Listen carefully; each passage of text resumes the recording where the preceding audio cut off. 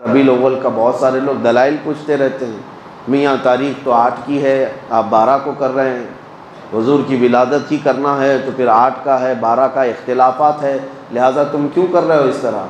ان کا مسئلہ 8 اور ربیع الاول کا نہیں ہے، ان کا سبسکرائب کیجیے ہمارے چینل نور رضا کو اور بیل آئیکن کو پریس کیجیے جس سے آپ کو ہماری نیو ویڈیو کی نوٹیفیکیشن ملتی رہے۔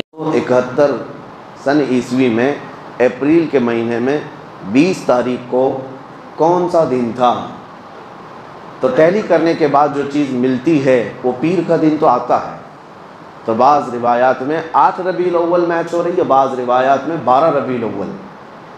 تو بہرحال جو بھی ہو، لیکن ربیع الاول شریف کا مہینہ اس بات کا سب کا اتفاق ہے کہ ربیع الاول شریف کا مہینہ حضور پاک صلی اللہ علیہ وسلم کی ولادت کا مہینہ ہے، اور پوری دنیا بھر میں جو عقیدت کے اعتبار سے ہم حضور کی ولادت کا دن مناتے ہیں وہ 12 ربیع الاول شریف ہے۔ اسی طرح آپ سمجھ لیں شب قدر، ابھی آپ سے پوچھیں تو کب ہے؟ سارے مسلمان ساری مسجدوں میں شب قدر کب مناتے ہیں؟ 27 رمضان کو، لیکن کیا یہ ایگزیکٹ ہے؟ حضور پاک صلی اللہ علیہ وسلم نے فرمایا آخری عشرے کی طاق راتوں میں کوئی ایک رات ہوگی، 21، 23، 25، 27، 29، لیکن ہم نے 27 کو مضبوطی سے پکڑ رکھا ہے۔ کیوں؟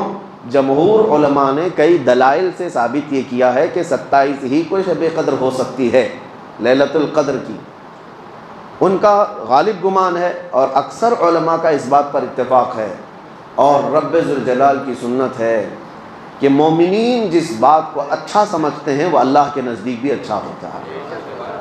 کثرت سے ایمان والے جس بات کو اچھا سمجھتے ہیں وہ اللہ کے نزدیک بھی اچھا ہوتا ہے۔ اب 12 ربیع الاول شریف کا معاملہ یہی ہے، بعض لوگ جیسے ہی میلاد کا مہینہ آئے گا ربیع الاول کا بہت سارے لوگ دلائل پوچھتے رہتے ہیں، میاں تاریخ تو 8 کی ہے، آپ 12 کو کر رہے ہیں، حضور کی ولادت ہی کرنا ہے تو پھر 8 کا ہے، 12 کا اختلافات ہے، لہٰذا تم کیوں کر رہے ہو اس طرح؟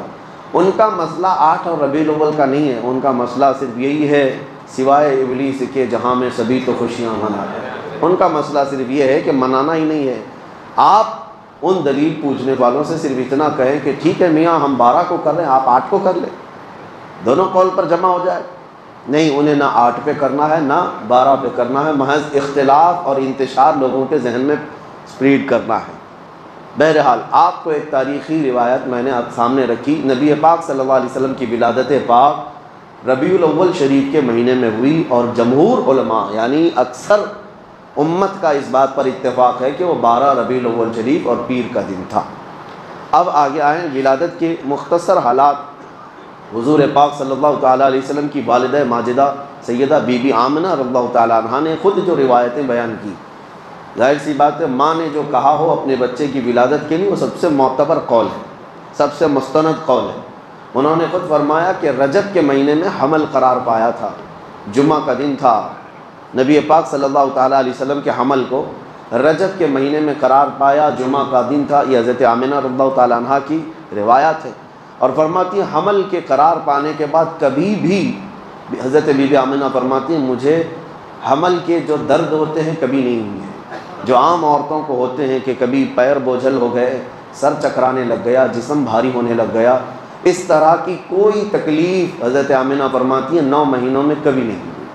اور پلس اس پر مزید یہ کہ ہر مہینے حضرت بی بی آمنہ کہتی ہیں خواب میں کوئی نہ کوئی نبی آتے اور مجھے بشارت دے کر جاتے، کبھی حضرت موسیٰ علیہ السلام تشریف لائے، کبھی ابراہیم علیہ السلام تشریف لائے، اور پھر یہاں تک کہ سفر کا مہینہ ہوا تو جبرائیل امین علیہ السلام کی آوازیں انہوں نے سنی کہ کہہ رہے تھے کہ اے فرشتوں صف بسپا کھڑے ہو جاؤ، اللہ کا محبوب آنے والا ہے۔ حضرت بی بی آمنہ فرماتی ربیع الاول شریف کا مہینہ ہوا تو میرے گھر پر ہمیشہ کچھ گنگنانے کی آوازیں آتی، یہ وہ حوران جنت تھیں جو حضور پاک صلی اللہ علیہ وسلم کی آمد پر خوشیاں منا رہی تھیں۔ اور پھر حضرت بی بی آمنہ رضی اللہ تعالیٰ عنہ فرماتی ہیں ولادت کا دن تھا، یعنی 12 ربیع الاول شریف، اس سے ایک دن پہلے وہ کہتی ہیں اچانک میری پیشانی میں ایک درد سا ہوا، یعنی ایک جھٹکا سا ہوا، اور پھر ایک نور ظاہر ہوا، ایک روشنی نکلی، اور وہ روشنی اتنی تیز آگے بڑھتی گئی۔ حضرت آمنہ فرماتی میں مکہ میں بیٹھ کر کے ملک شام کے محلات دیکھ رہی تھی، عراق میں شہر بصرہ کو میں دیکھ رہی تھی، مکہ سے ملک شام اور بصرہ کوئی 100-200 کلومیٹر بھی نہیں، ہزاروں کلومیٹر دور ہے، اور حضرت آمنہ فرماتی ہے میں وہاں تک کے حالات کو اپنی آنکھوں سے مکہ میں بیٹھ کر دیکھ رہی تھی۔ تو حضور پاک صلی اللہ علیہ وسلم کی ولادت یہ عام ولادت نہیں تھی۔ اور پھر فرماتی ہیں کہ جب رات کا وقت گزرا اور صبح صادق سے پہلے میرے گھر میں 3 عورتیں آئیں اچانک۔ میں گھبرائی کہ مکہ کا محلہ اس وقت سنسان تھا، میرے گھر میں 3 عورتیں آئیں۔ میں نے ان سے پوچھا کہ آپ کون ہو؟ تو ان میں سے ایک خاتون نے کہا میں بی بی آسیہ ہوں، اور ایک نے کہا میں بی بی مریم ہوں، اور ایک نے کہا میں حوا ہوں۔ یہ 3 مقدس مائیں پوری کائنات کی جو سب سے زیادہ پاکیزہ خواتین میں شمار کی جاتی ہیں، اور وہ بشارت دیتی ہوئی آئیں کہ ہم تمہارے بیٹے کی دایا بن کر کے آئیں گے۔ پھر نبی پاک صلی اللہ تعالیٰ علیہ وسلم کی ولادت پاک ہوئی۔ حضرت بی بی آمنہ فرماتی ہیں اچانک کمرے میں ایک تیز روشنی بجلی جیسی چمکی، اور پھر حضور پاک صلی اللہ تعالیٰ علیہ وسلم ظاہر ہوئے، اور اس حالت میں ظاہر ہوئے کہ غسل دیے ہوئے تھے۔ کوئی دنیا میں بچہ اس طرح نہیں آتا، لیکن حضور پاک صلی اللہ علیہ وسلم غسل دیے ہوئے تھے، اور کسی نے حضور پاک کے جسم کو نہیں دیکھا۔ حضرت بی بی آمنہ فرماتی ہیں وہ سجدے کے عالم میں تھے، اور تیز خوشبو پورے کمرے میں مہک رہی تھی۔ اور اس کے بعد حضرت بی بی آمنہ فرماتی ہیں میں نے اپنے بیٹے کے چہرے پر نظر ڈالی تو دیکھا سرما بھی لگایا ہوا اور عطر میں بھی معطر ہے۔ اور اچانک پھر 3 لوگ میرے گھر کے اندر داخل ہوئے۔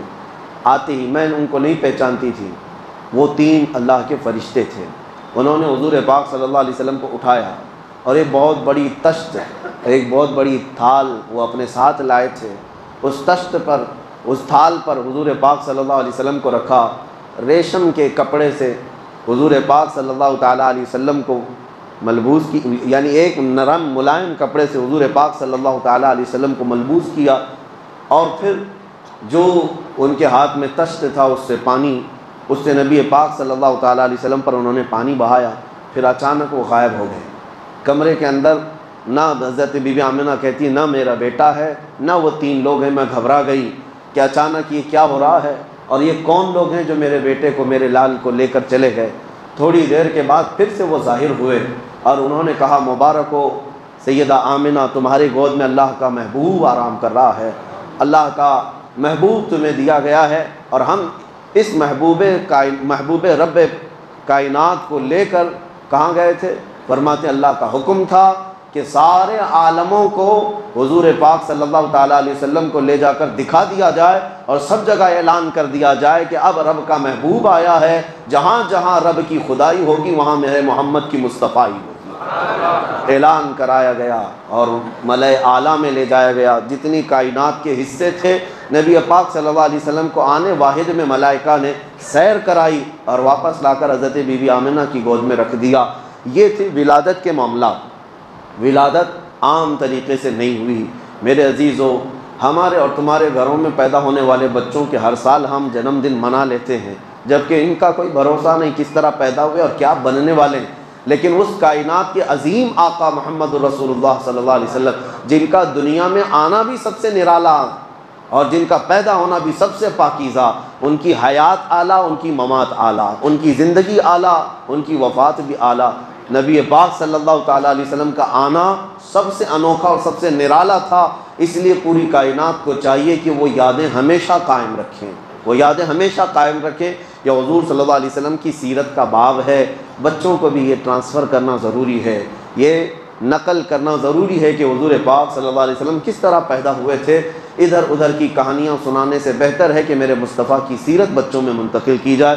اللہ کریم نبی پاک صلی اللہ تعالیٰ علیہ وسلم کی سیرت پاک کے سچے گوشوں پر ہمیں عمل کی توفیق نصیب فرمائے، اور ہمارے سینوں کو رب تعالیٰ حضور کی سیرت سے جگمگائے اور روشن و تابناک فرمائے۔ وآخر دعوانا الحمد للہ رب العالمین۔ السلام علیکم۔